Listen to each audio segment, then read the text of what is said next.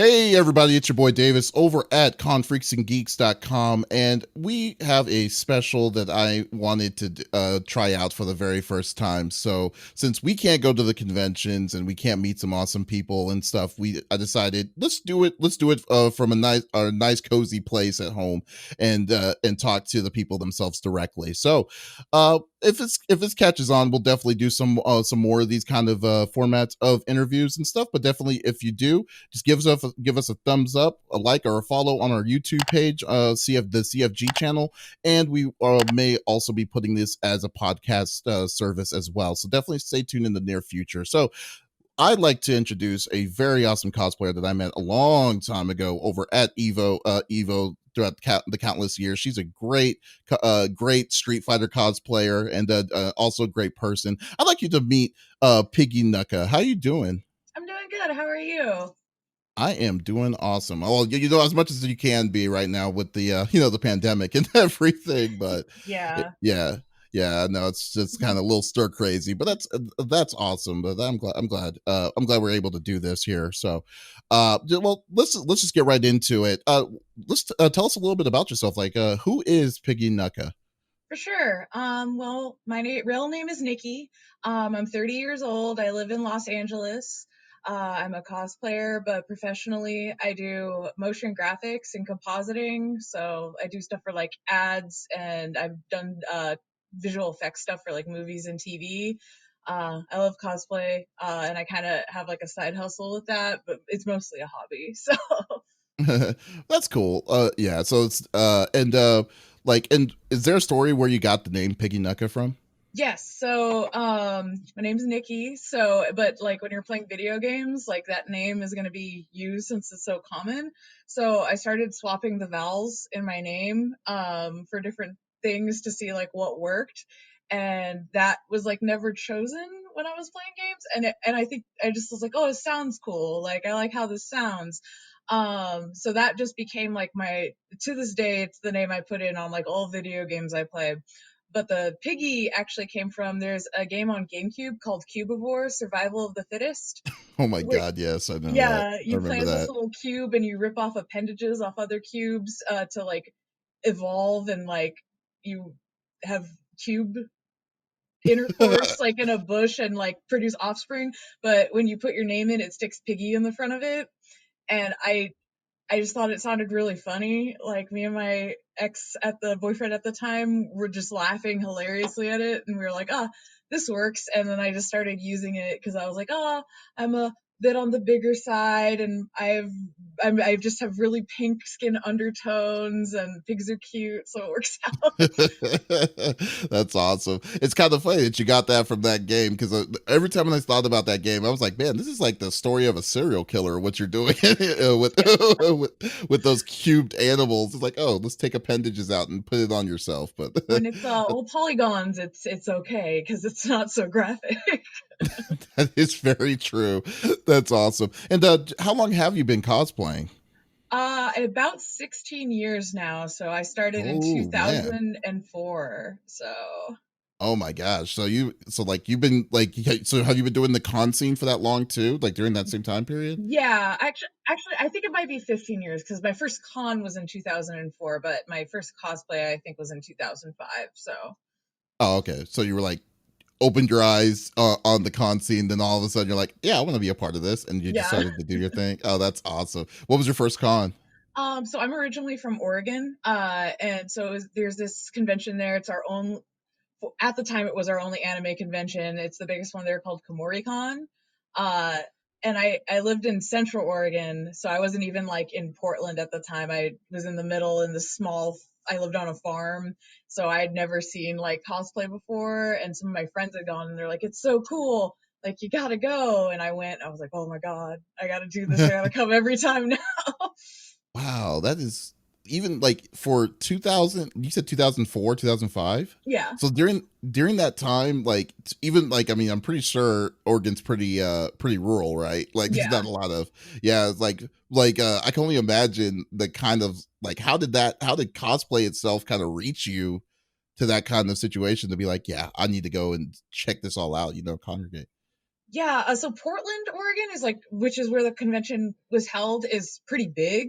Yeah, but like I had friends that traveled up there all the time, so they kind of like brought that idea to me, and they like it was crazy because I remember I found out about it my last year of middle school, and then I went my first year of high school.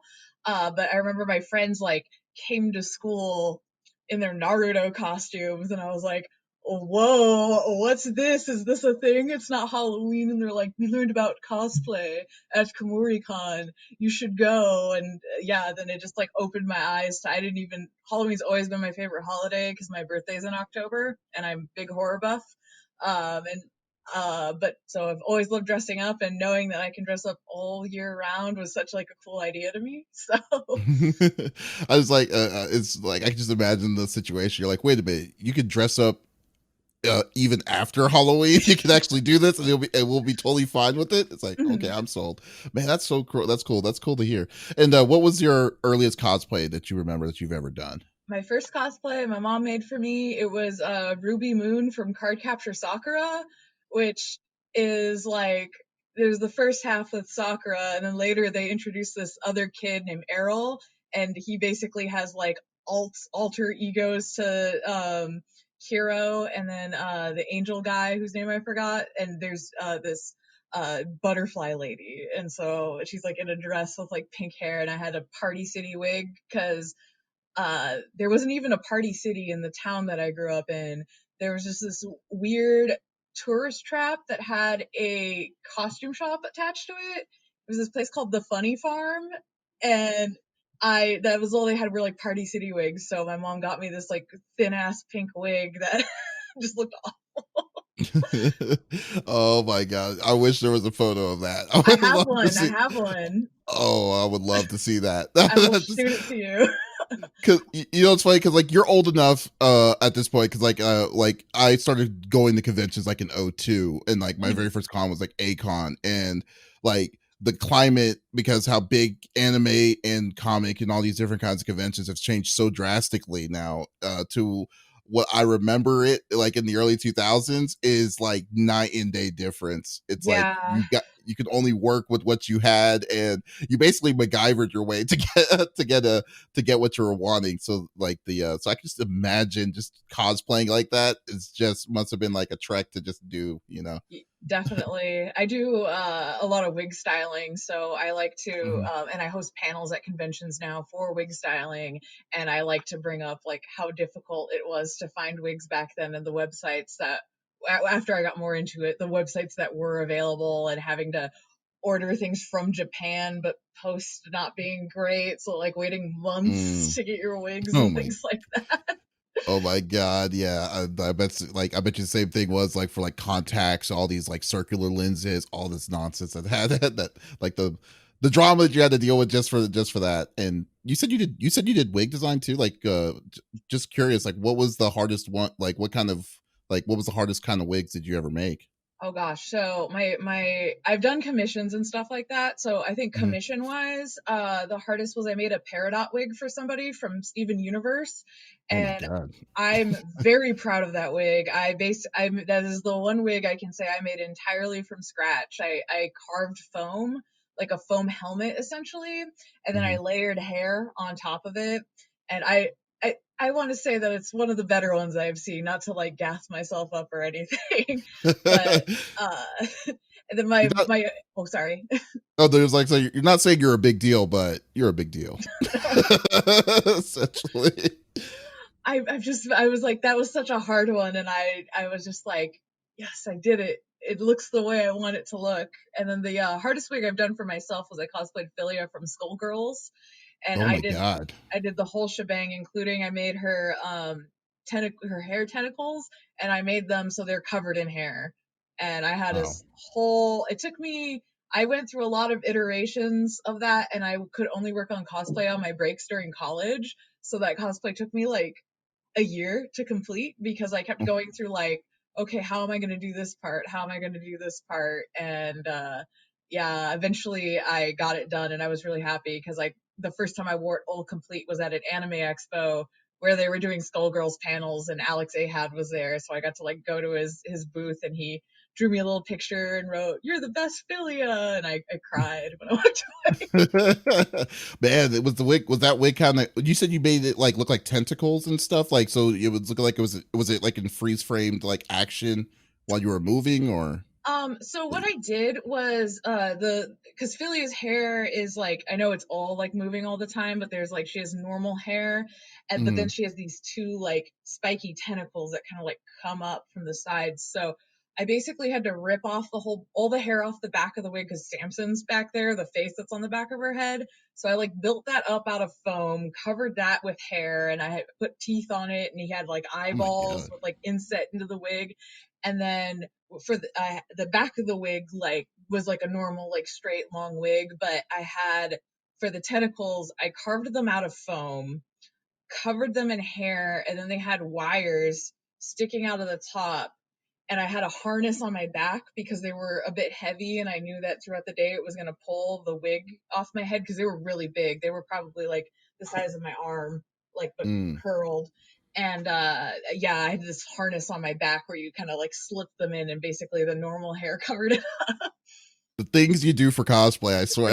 That is well, yeah, it's like I always find it fascinating what people do just to kind of get what the overall outcome is, and especially wig design, because I think one of the things, especially in cosplay, that people kind of underrate is the wig, is the hair itself, especially like anime hair and then like and all that stuff, because it goes on all different directions and they have to stay in a specific kind of pose. So most people kind of forget that part is also just as important as the outfit itself, you know. And it's pretty scary to cut the hair. Like I know a lot of people were just like, I spent $40 on this wig, I don't want to cut it and ruin it.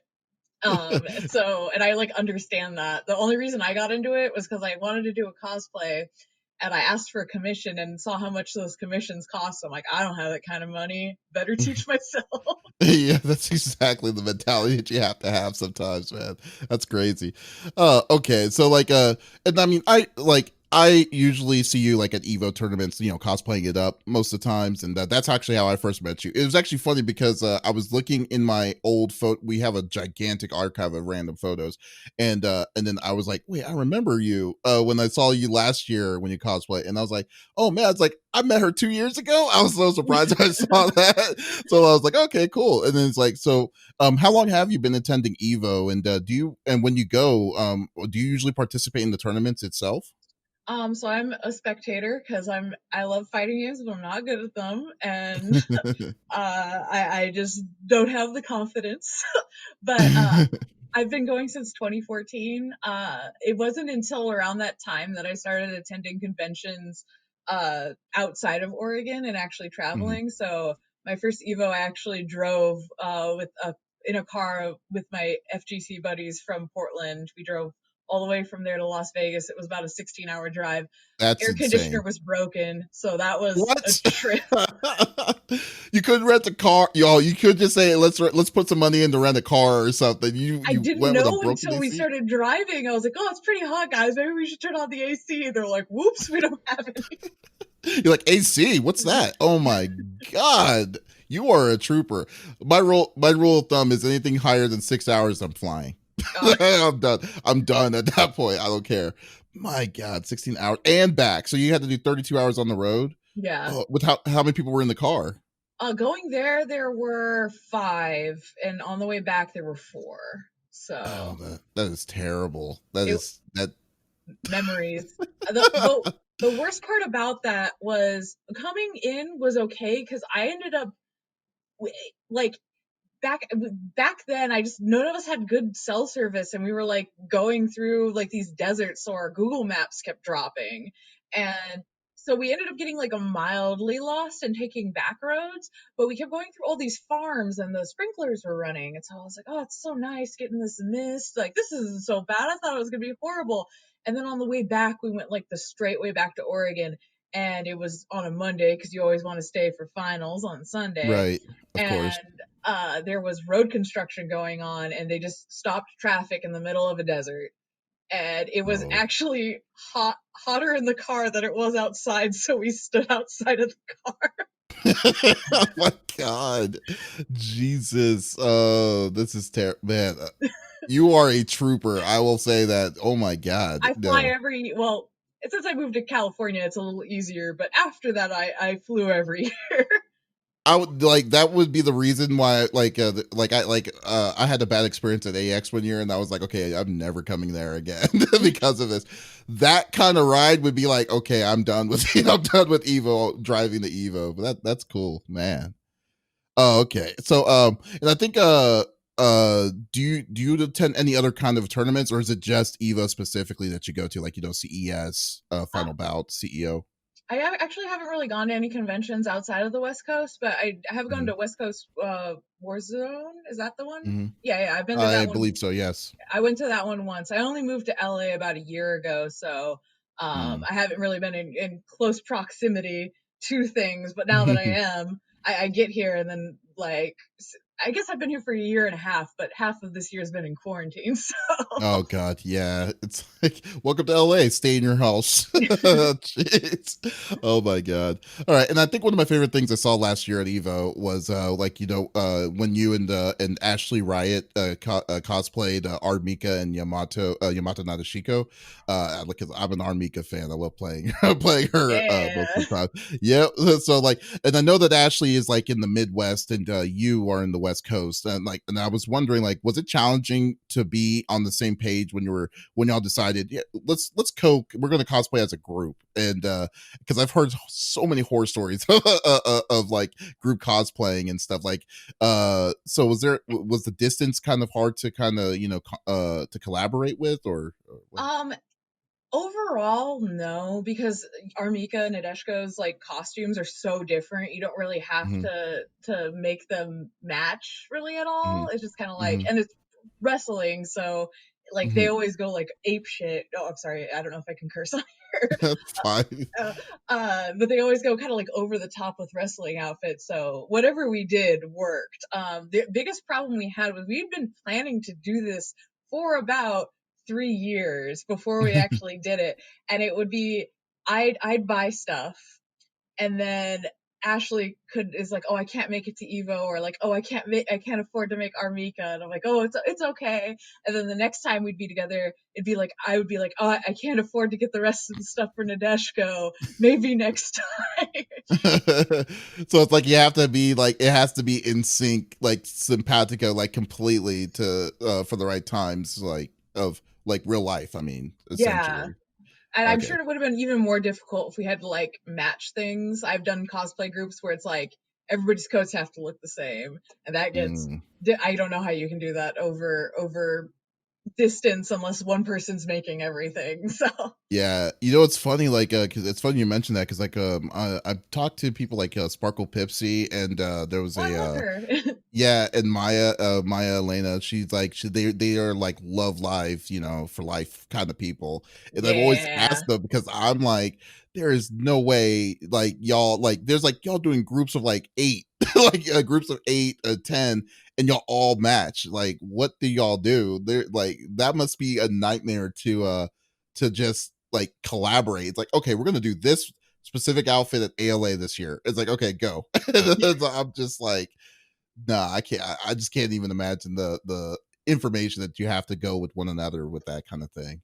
yeah, All right, and like as you know, it's kind of like we're 24 hours removed of this and from yesterday, because like, it was actually crazy when I saw this all yeah. happening live yesterday, and I was like, with recent cancel, like, as you know, Evo Online got canceled yesterday night. Mhm. Because of the recent allegations of Mr. Wizard and stuff. So, and I'm sure and like something like this, especially now with the Me Too movement that's currently happening, like this will definitely shake. I'm assuming this has shaken your trust in the event itself, especially with the stuff that was they were already talking about last year with like the possible drugging of like in the after party and stuff like that.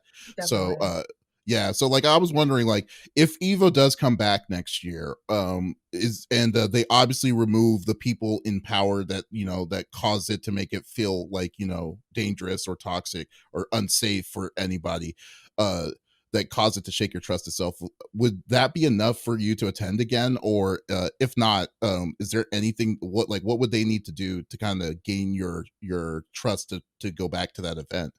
For sure. I love Evo. It's my favorite event, but every girl that I know that attends this, including myself, has been at least sexually harassed, if not abused, at these events. So it's pretty rampant.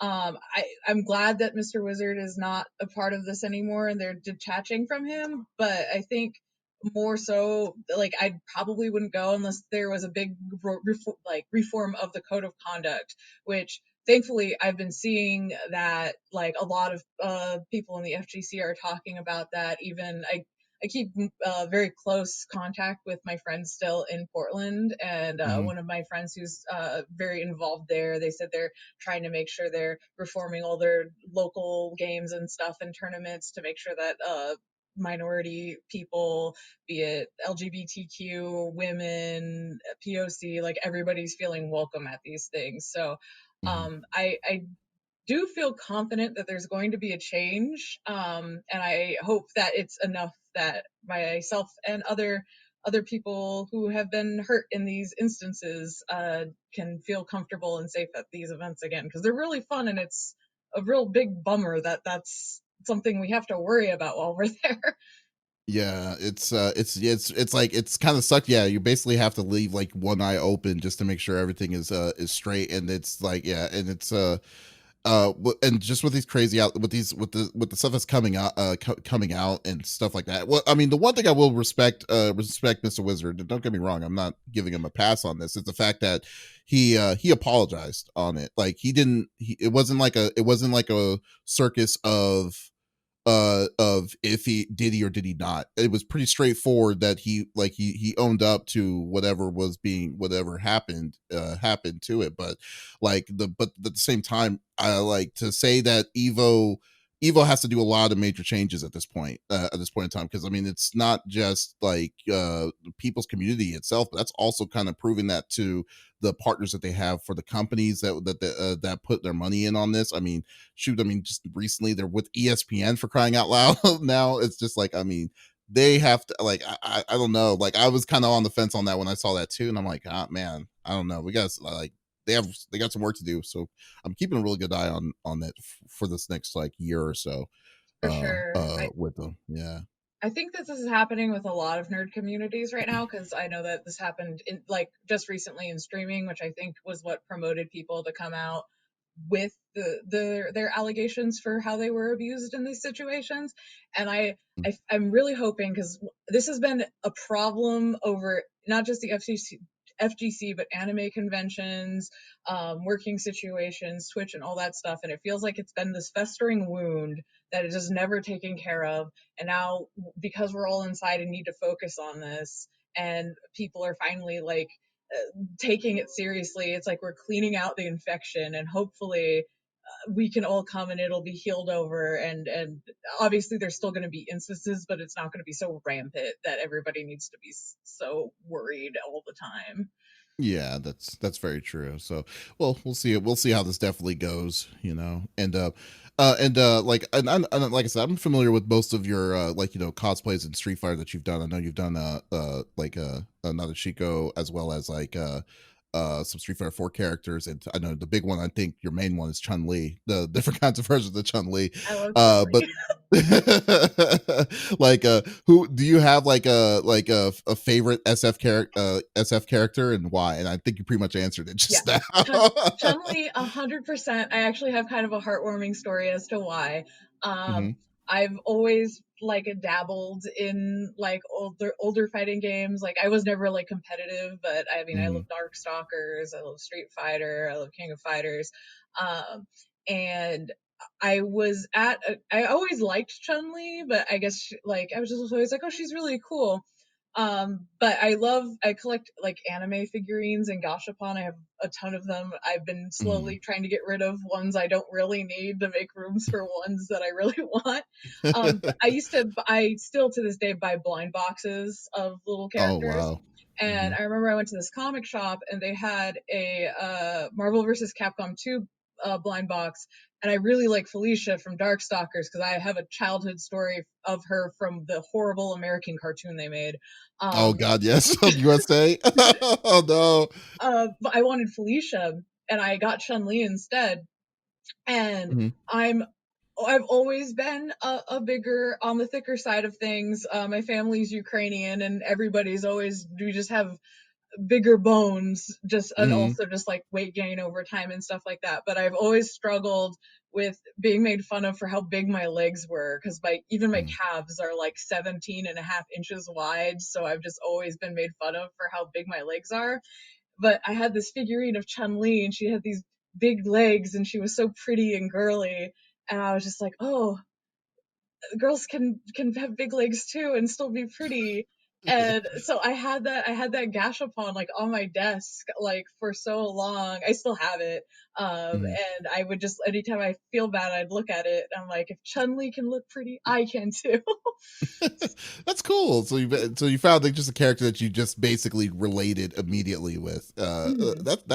That's so cool. That's good. That's a cool story. What's your Felicia story? I Oh. gotta know that. So I don't remember too much of watching the American Darkstalkers cartoon, but I remember seeing Felicia, and I was like one of those kids who really wanted to be a cat. I loved Mhm. cats, like those Yeah. 60 or 7 year olds. And I remember seeing Felicia in there, and I, for some reason, decided she was a 14-year-old girl in my head. And I was like, I love her. My favorite number is 14. My favorite number to this day is 14 because of that. Oh my Um, gosh. and I Wait, was, you put 14, you put the story, the background that she was 14 years old, and then yeah, you were like, let's roll with it. yes. I was Oh seven, no. so I had no concept of age. But I would sit in the like anytime we'd go on trips, probably until I was 10 or 11 years old. I know that other people do this, but when you're sitting in the car and you're watching and you pretend somebody's like parkouring on like signs and stuff next to you, I'd always pretend it was Felicia, and I'd like draw pictures of her like jumping from signs, and I was like, she's my favorite 14-year-old cat girl. I'm gonna be like her when I grow up. That is amazingly awesome. That's adorable, I will have to say. I, Oh my gosh. she's not even my favorite anymore. Now my favorite's I have her on I have Cienko on my computer. Oh yeah, Cinco. Did you ever dress up as her? Ever cosplay her? No, she's on my list though. I really want to, Yeah. but I just don't have room to keep these in my I apartment. don't know. Yeah.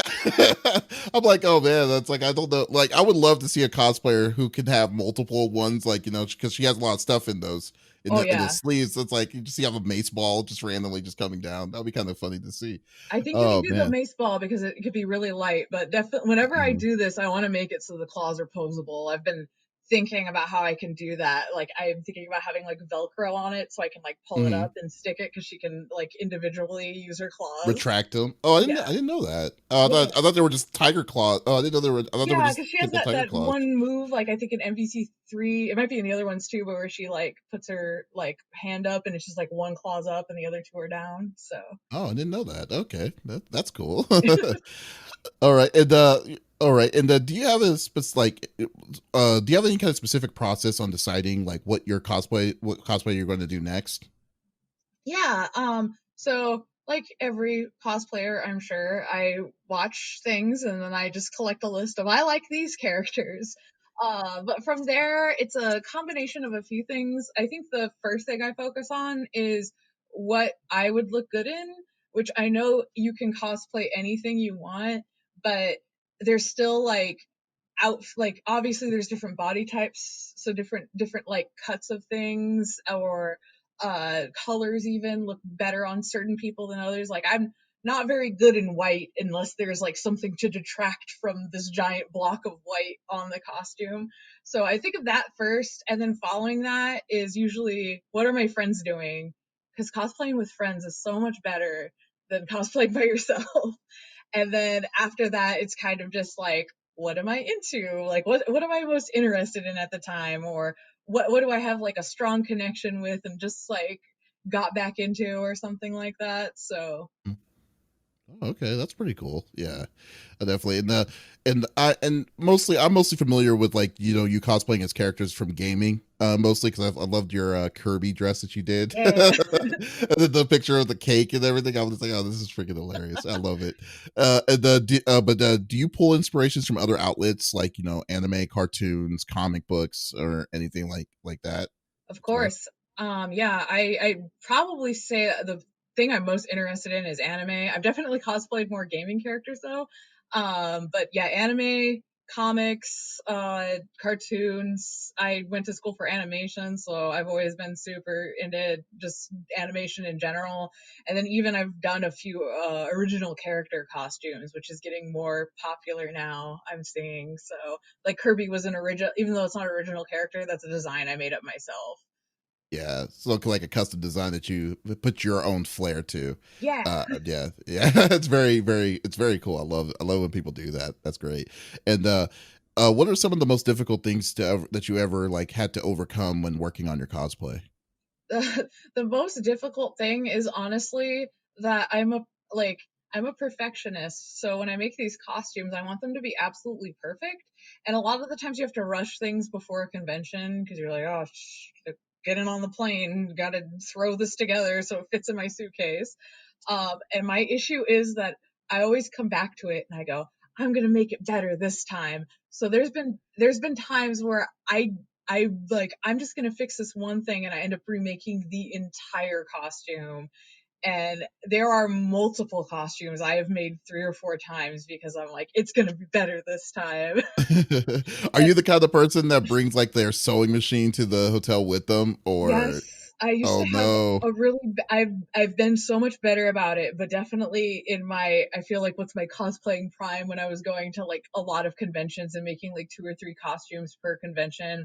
There were a lot of times I didn't make it to the convention but like half a day because I was in my hotel room sewing the entire time.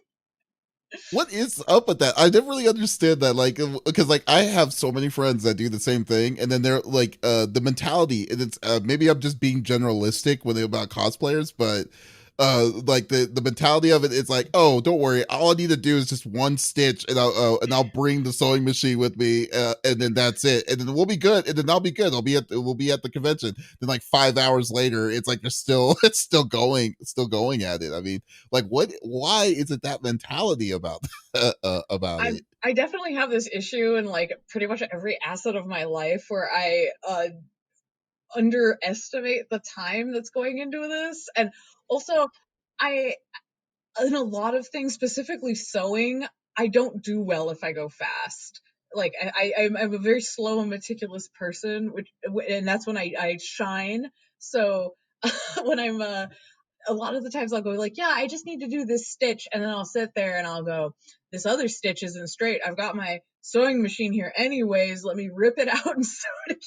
Oh no, it's yeah, I feel so bad when that happens though, because it's like this is something your people are planning, y'all are planning to go to this event for so long, and then like you're at the event and you're missing it because because of a cross stitch or something that didn't look quite straight or good, you know. But no, but that's cool. I mean, yeah, I can't say I can relate, but I just want to try to understand that a little more, you For know. sure. I don't suggest anybody do that. Like it's a bad habit. I'm trying to get out of it. And I have mostly, but there's been a few times where I still bring the sewing machine. At last Evo, I had my sewing machine in the room sewing Nadeshko. And then my sewing machine, oh, I forgot my power cord for my sewing machine at home. Luckily, I had a friend in Vegas, so I drove to his house to get his sewing machine and then drove back to work on my costume. Oh my God, Jesus! You know, I think the mentality people should have now is that friends don't let their friends cosplay with bring a sewing machine at events, because that kills it. It Yeah. kills it. Oh man. All right. And I saw that you also are like, you know, I didn't know, but I had no idea that you were a big Bimani fan, like for gaming and stuff like that. Yeah, so like what's your go-to? Do you do poppin' music, Beatmania? Like which ones, like what's your favorite that you usually like to do? I love pop and music. My absolute favorite of all time is Dance Dance Revolution. That is my favorite game of all time. I actually used to, that's the only game I've been super competitive in. I used to go to competitions when I was younger.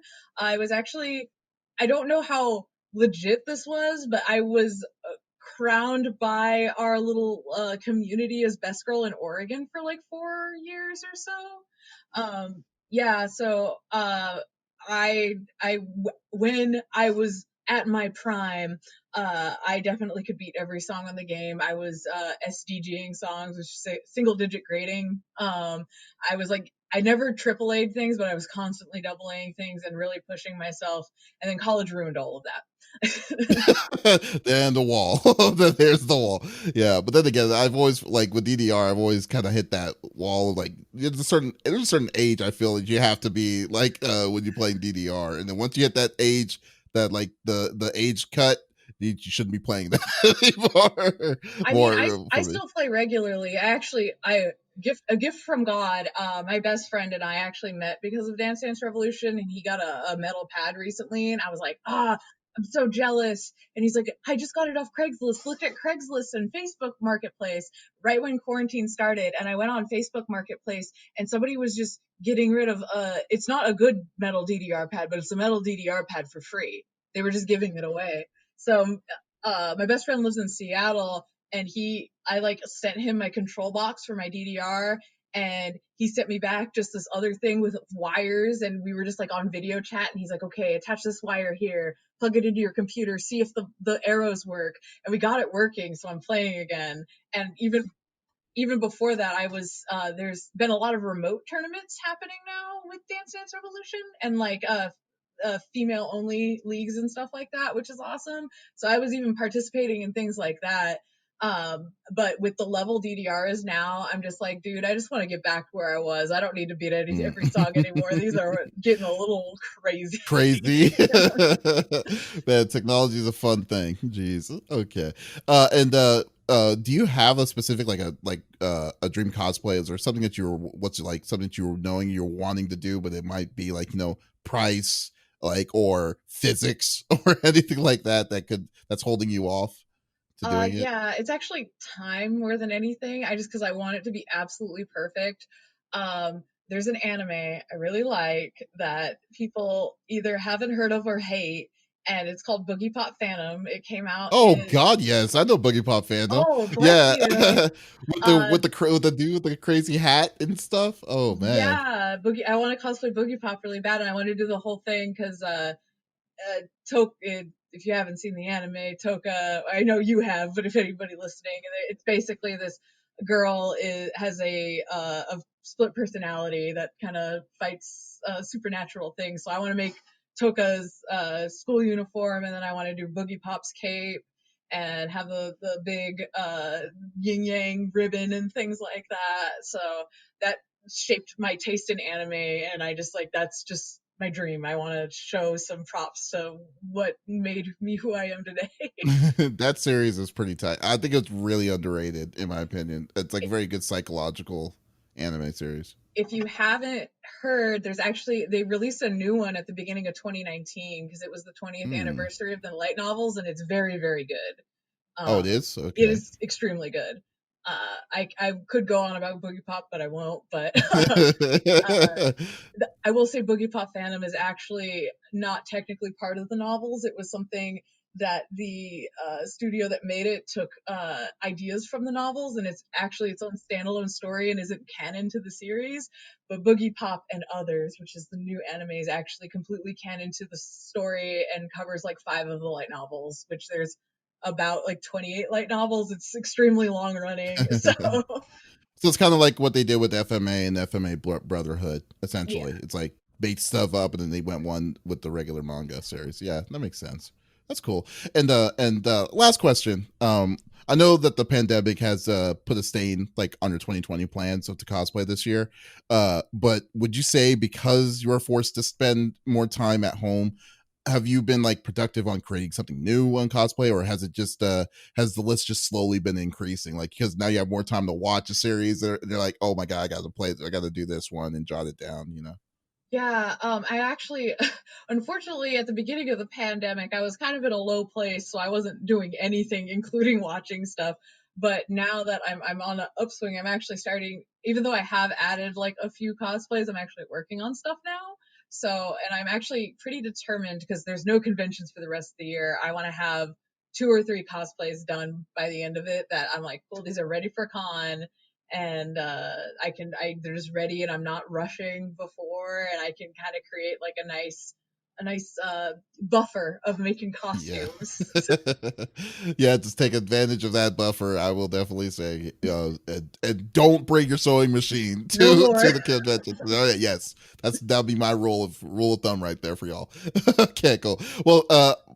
Piggy Nuka, thank you so much for stopping by and doing an interview with me for this. Would you like to kind of plug your any of your social media, to promote For yourself? sure. I have Instagram and Twitter. Those are both PiggyNukka, just PiggyNukka. I do have a Patreon. Most of it's paid, but I have cosplay tutorials on there for free because I don't like putting that knowledge behind a paywall because I learned from free tutorials and stuff like that. So whenever I do a costume walkthrough or I do a tutorial, it's on there, and you can just search my tutorials tag, and that's PiggyNukka cosplay.